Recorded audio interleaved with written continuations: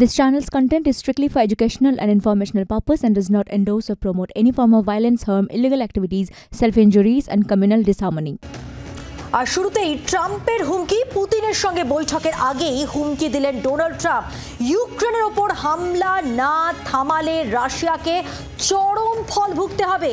এবার প্রশ্ন উঠছে, তাহলে কি ফল ভুগতে হবে? বলে দিতে হবে না, এমনটাই বলেছেন ট্রাম্প। কেনেডি সেন্টারে সাংবাদিকদের প্রশ্নের উত্তরে হুঁশিয়ারি দিয়ে হুমকি দিয়েছেন ট্রাম্প। শুক্রবার আলাস্কায় ট্রাম্প পুতিন বৈঠক হওয়ার কথা। গত 4 বছরে মার্কিন রুশ রাষ্ট্রনায়কদের প্রথম বৈঠক, আর প্রথম বৈঠকেই কাজ না হলে দ্বিতীয় বৈঠক হতে পারে, আর দ্বিতীয় বৈঠকে থাকতে পারেন ইউক্রেনের প্রেসিডেন্ট। সব মিলিয়ে আরও একবার রাশিয়াকে হুমকি।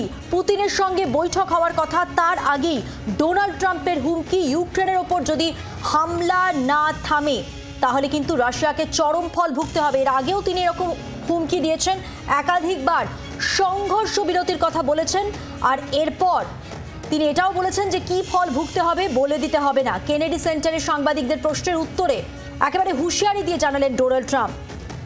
আলাস্কার ট্রাম্প পুতিন বৈঠক হওয়ার আগেই তার এই হুমকি। সরাসরি কথা বলবো, প্রতিনিধি রয়েছেন অর্কদীপ্ত মুখোপাধ্যায়। অর্কদীপ্ত, এখনো পর্যন্ত ট্রাম্পের এই হুঁশিয়ারি নিয়ে আর কি জানা যাচ্ছে, কি আপডেট রয়েছে তোমার কাছে?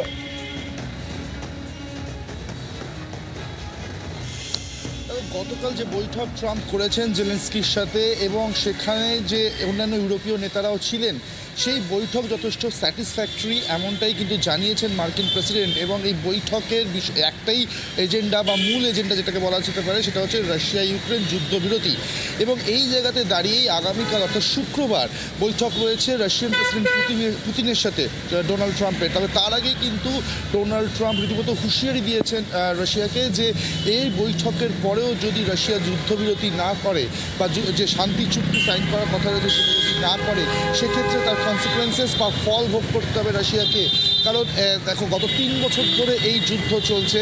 রাশিয়ার তরফ থেকে মধুবন্তী একটা বিষয় পরিষ্কার করে দেওয়া হয়েছে যে যুদ্ধবিরতি তখনই হবে যখন রাশিয়া ইউক্রেনের যে জায়গাগুলিতে নিয়ন্ত্রণ নিয়ে নিয়েছে ইতিমধ্যেই বা নিয়ন্ত্রণ রয়েছে বলে দাবি করছে, সেই জায়গাগুলো ইউক্রেনকে রাশিয়ার কাছে ছেড়ে দিতে হবে। এবং পুতিন কিন্তু আরও একটা বিষয় পরিষ্কার বলেছেন যে রাশিয়া এটা একটা লক্ষ্য যে ইউক্রেনের ম্যাপ বদলাতে হবে, অর্থাৎ ইউক্রেনের যে মানচিত্র সেটা বদলে ফেলতে বদ্ধপরিকর রাশিয়া। কারণ তাদের নিয়ন্ত্রণাধীন যে জায়গাগুলো রয়েছে সেই জায়গাগুলো কিন্তু নিজেদের অধীনে পেতে চাইছে, যেটা অবশ্যই করে ইউক্রেন চাইছে না, বা জেলেনস্কি একেবারেই সেটা চাইছেন না। এবং সেই একই মতামত মার্কিন প্রেসিডেন্ট ডোনাল্ড ট্রাম্পের। ফলে সব মিলিয়ে রাশিয়াকে এই যে প্রচ্ছন্ন হুমকি দিয়ে রাখলেন ডোনাল্ড ট্রাম্প, সেটা আগামীকালে বৈঠকের আগে অত্যন্ত তাৎপর্যপূর্ণ। কালকে বৈঠকে কি হয়, সেই বৈঠকের পরে দেখো, একদিকে পুতিন এবং ট্রাম্প এই দুজনের বৈঠক কিন্তু অত্যন্ত হাই প্রোফাইল, বিশ্বের সর্বশক্তি ধর দুটো দেশের দেশপ্রধানের এই বৈঠক। এই বৈঠকের পরে যদি শান্তি চুক্তি না বেরোয়, ট্রাম্প কি করেন, ট্রাম্প সত্যিই কোনো রকম অ্যাকশন নেন কিনা রাশিয়ার বিরুদ্ধে, সেটা বিভিন্ন রকম হতে পারে, সামরিক হতে পারে, বাণিজ্যিক হতে পারে, কোনো অ্যাকশন নেন কিনা সেটাও কিন্তু অত্যন্ত গুরুত্বপূর্ণ হতে চলেছে। মধুবন্তী, ধন্যবাদ অর্কদীপ্ত। কথা বললাম, সরাসরি ছিলেন প্রতিনিধি অর্কদীপ্ত মুখোপাধ্যায়। এবার ডোনাল্ড ট্রাম্প তিনি কি বলেছেন আপনাদের শোনাবো। Russia face any consequences if Vladimir Putin does not agree to stop the war after your meeting on Friday? Yes, they will. Yeah. What will the consequences there will be consequences. Sanctions, tariffs? There will be, I don't have to say, there will be very severe consequences, yes. আন্তর্জাতিক সম্পর্ক বিশেষজ্ঞ অনিক চট্টোপাধ্যায় রয়েছেন এই মুহূর্তে আমাদের সঙ্গে telephone লাইনে। অনিকবাবু, পুতিনের সঙ্গে বৈঠকের আগেই হুমকি দিয়েছেন ডোনাল্ড ট্রাম্প, এবং শান্তি চুক্তিতে যদি রাশিয়া রাজি না হয় তাহলে ফল ভুগতে হবে। কি মনে হচ্ছে এরপর কি হতে পারে যদি রাশিয়া রাজি না হয় শান্তি চুক্তিতে? ট্রাম্পের স্ট্র্যাটেজি কি হবে? দেখুন, ট্রাম্প চাইছেন যে 15 তারিখে যে মিটিং আছে পুতিনের সাথে আলাস্কায়, তার আগে একটা চাপের কৌশল তৈরি করতে এবং রাশিয়াকে ইউরোপ এবং বিশ্ব রাজনীতিতে কিছুটা একঘরে করতে চাইছেন। ইউরোপের একটা ইন্টারেস্ট রয়েছে ইউক্রেন যুদ্ধকে নিয়ে। ইউরোপের কয়েকটি দেশও যেমন ব্রিটেন, ফ্রান্স, জার্মানি, তারাও কিন্তু বলেছেন যে পুতিনের উচিত এই শান্তি মেনে নেওয়া এবং যুদ্ধ থামানো। এছাড়া ট্রাম্প যেটা চাইছেন যে এই মিটিং এর আগে রাশিয়াকে মানসিকভাবে চাপে রেখে অনেক কিছু আদায় করে নিতে। কিন্তু এই মিটিংয়ে যেটা বলা হয়েছে সোয়াপিং অফ টেরিটরিজ, অর্থাৎ জায়গা বদল, সেইটা বিশেষ করে ভূখণ্ড বদলের যে প্রস্তাব ট্রাম্প দিতে পারেন সেটা রাশিয়ার পক্ষে মেনে নেওয়াটা কঠিন।